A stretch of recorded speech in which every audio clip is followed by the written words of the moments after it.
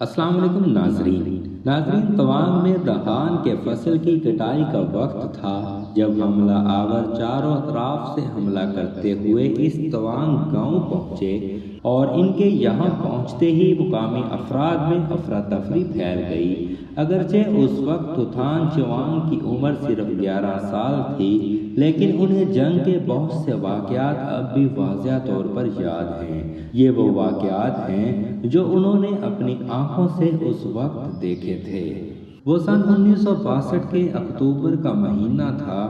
چین نے انڈیا کے شمال مشرق میں واقع نارتھ ایسٹ فرنٹیئر ایجنسی کے سرحدی علاقے پر اچانک حملہ کر دیا تھا۔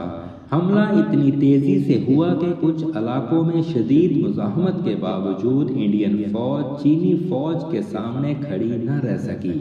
تواںگ کا علاقہ جو سرحد سے تقریباً 35 کلومیٹر کے فاصلے پر واقع ہے، وہ جلد ہی چینی افواج کے قبضے میں آ گیا اور اگلے 1 ماہ تک یہ گاؤں چین کے قبضے میں رہا۔ 60 سال بعد اس جنگ کی یادیں بھلے ہی ماند پڑ گئی ہوں، لیکن اس کے سائے آج بھی اس خطے کے لوگوں کے ذہنوں میں منڈلاتے ہیں۔ بڑے ہو کر تھوتھان چوانگ انڈیا کے نیم فوجی دستے میں سپاہی بن گئے اور 28 سال کی سروس کے بعد ریٹائرڈ ہوئے ہیں۔ ان کا کہنا ہے کہ وہ 1962 کی جنگ کے دوران انڈین عوام کو درپیش مشکلات کو کبھی فراموش نہیں کر سکتے۔ تھوتھان چوانگ کہتے ہیں، اس علاقے میں سڑکیں تک نہیں تھی۔ لوگ دن رات جنگلوں سے پیدل چل کر محفوظ نشیبی علاقوں تک پہنچتے تھے۔ انہوں نے کھچر پر راشن ڈھوئے۔ یہ سب ایک ڈراؤنے خواب جیسا تھا۔ تواںگ میں رہنے والے نوانگ نے سن 1962 کی جنگ کو اپنی آنکھوں سے دیکھنے والے کئی بزرگوں سے بات کرنے کے بعد ایک کتاب تصنیف کی ہے۔ وہ کہتے ہیں، ہر کسی کو اپنی جان پیاری تھی اور لوگ چینی افواج کے حملے کے بعد اپنے اہل خانہ کے ساتھ کسی محفوظ مقام پر بھاگنا چاہتے تھے۔ آپ اندازہ لگا سکتے ہیں کہ اس وقت یہاں گاڑیاں تک نہیں تھی۔ آپ پیدل بھی جائیں گے تو کتنی دور جائیں گے۔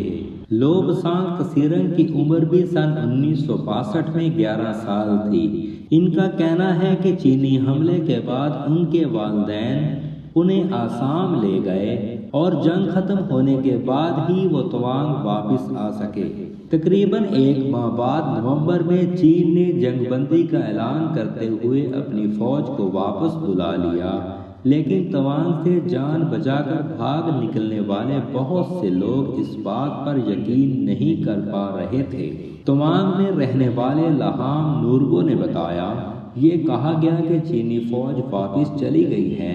کچھ لوگوں نے کہنا شروع کر دیا کہ یہ جھوٹ ہے، کیونکہ جب چین جنگ جیت چکا ہے تو وہ پیچھے کیوں ہٹے گا۔ کچھ لوگوں کو شک تھا کہ شاید انڈیا ان سے جھوٹ بول رہا ہے اور اب انہیں چین کے حوالے کر دیا جائے گا۔ جب انہیں یقین دلایا گیا کہ ایسی کوئی بات نہیں ہے تو وہ واپس اپنے علاقے میں آ گئے۔ تواںگ سے جان بچا کر بھاگنے والے لوگ جب چند مہینوں کے بعد واپس آ رہے تھے تو راستے میں انہوں نے کئی ہولناک مناظر دیکھے۔ رنجن دورجے آج بھی ان مناظر کو یاد کر کے کانپ اٹھتے ہیں۔ ان کا کہنا ہے کہ جب ہم واپس آ رہے تھے تو دیکھا کہ چینی فوج نے بھارتی فوجیوں کی لاشیں سڑکوں پر رکھ دی تھی۔ لاہام نوربو بھی آج تک وہ منظر نہیں بھول سکے۔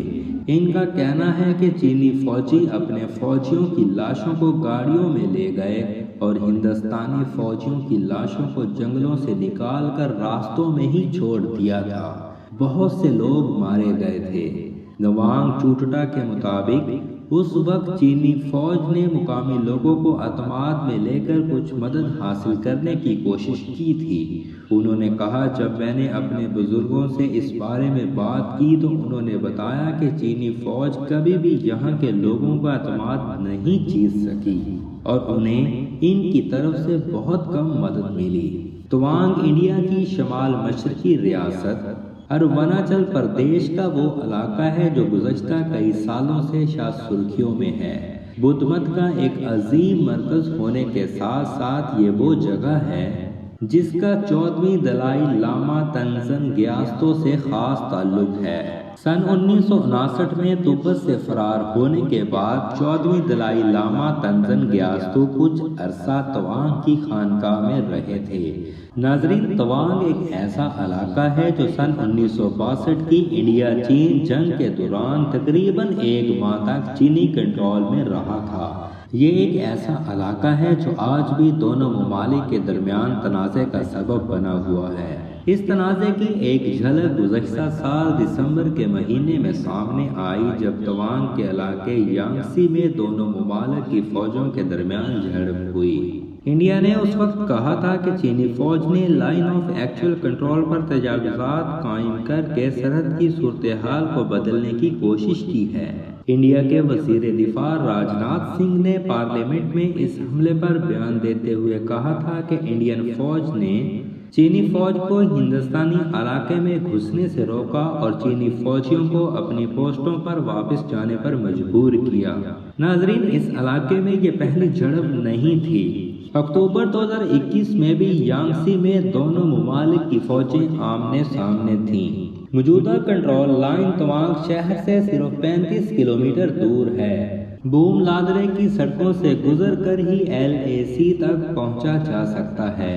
بوم لادرے سے گزرتے وقت 15,000 فٹ کی بلندی پر ہوا میں آکسیجن کی کمی ہوتی ہے۔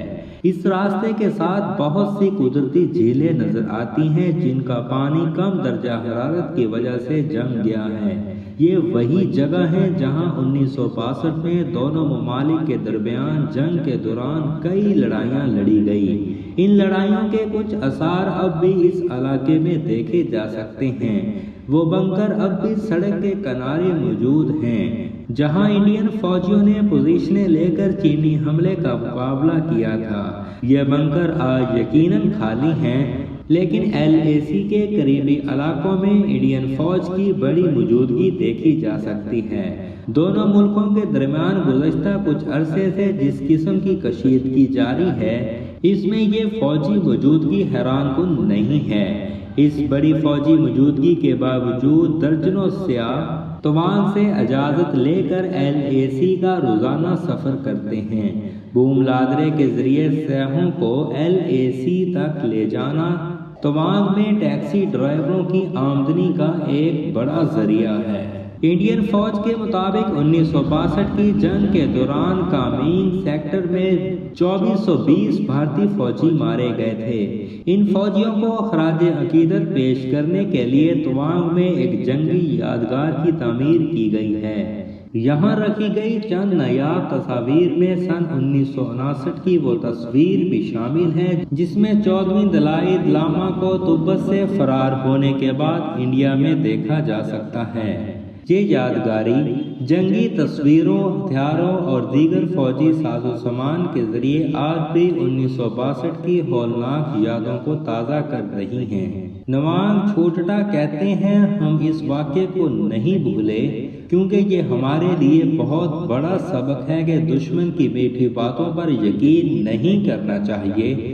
ہم نے اس سے سبق سیکھا ہے۔ ناظرین، 1962 کی جنگ کی یادیں بھلے ہی مدھم ہوتی جا رہی ہوں، لیکن وہ لوگوں کے ذہنوں سے محو نہیں ہوئی ہیں۔ ہم نے توانگ سے تقریباً 35 کلومیٹر دور جنگ نامی ایک چھوٹے سے قصبے میں ایسی ہی ایک مثال دیکھی۔